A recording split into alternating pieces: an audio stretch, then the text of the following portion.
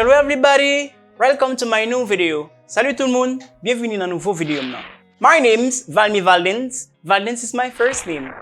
Non, c'est Valmy Valdens. Valdens c'est prénom moi. In this video, I'm going to teach you different ways to say I am hungry. Dans vidéo ça, je vais enseigner différentes façons que vous capable de dire moi grangou. Before going any further, avant d'aller plus loin, on prononce the word hungry. Let's go. Hungry. Ou pas besoin de goumer avec. Let's go. Hungry. Hungry. I am hungry. Et bien, on va aller là. Number one. Numéro 1. Souvent, en pile moun reme dit ça. I am hungry. I am hungry. I'm hungry. Pas difficile non là. Allez moi. Yeah. I am hungry. Number 2. I am starving. I'm starving. I am starving. Pas difficile non là. I am starving.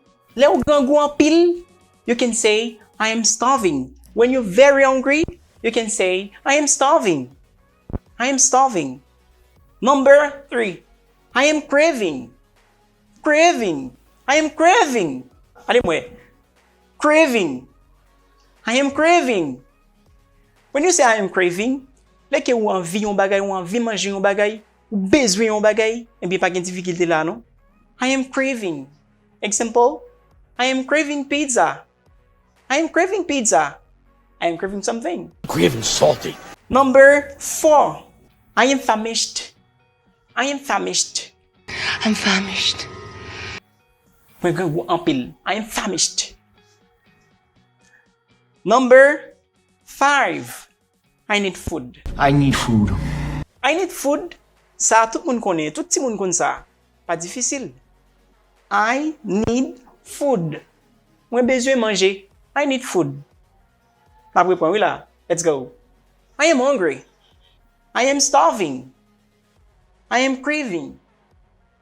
I am famished. I need food. Very easy, very easy. Don't say I am very hungry.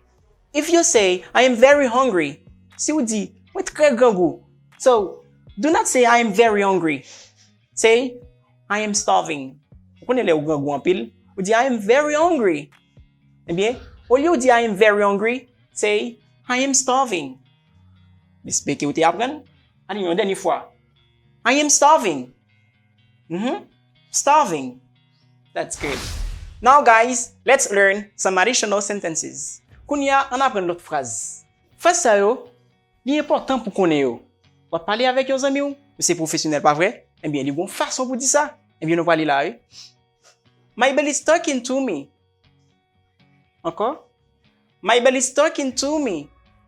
On va parler avec moi. Ah, là où dit au monde, my belly is talking to me. Regarde là, pas bon, non? Nous allons aller. Une dernière fois. My belly is talking to me. Talking to me. Talking to me. My belly is talking to me. My stomach is making sound. Votre main fait son. My stomach is making sound. Votre main fait son. Le votre fait son. C'est pas blague, non? Encore. My stomach is making sound. Vous pas besoin de gommer avec non? On allez. My stomach is making sound. My stomach is making sound. My stomach is growling. My stomach is growling. Growling. Growling. Lève-toi parler avec vous. Lève-toi faire son. Et bien, on a dit, my stomach is growling. Qui j'aimerais dire? Yes, my stomach is growling. Growling. Tout bien. Enfin. I need to grab a bite. Huh? Whoa, no, no, no, no, no. Don't say that. Allez. I need a grab a bite. Grab a bite. I need a grab a bite. Non? Pas difficile. I need a grab a bite. Ah, besoin de goûter. Besoin de morder. Un petit temps, oui.